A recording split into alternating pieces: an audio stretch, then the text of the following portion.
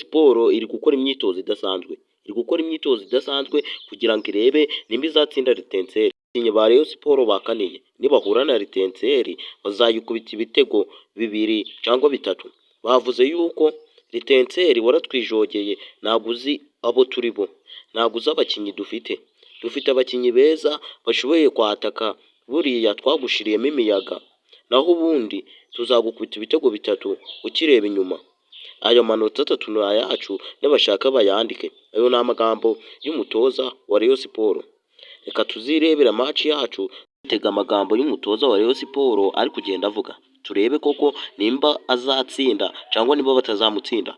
Ayo manota 3 se azayakorera.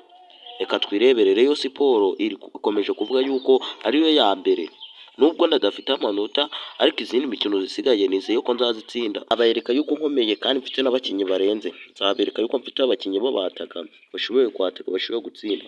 Mfite abakinnyi b'ibikura nkota, nkaba bari kubabereka kuri screen yanyu.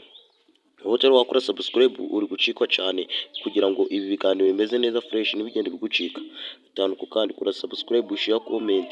Ukeneye kwamamaza ni 07333333, undi nimero izo ngizo cyangwa 0788181555.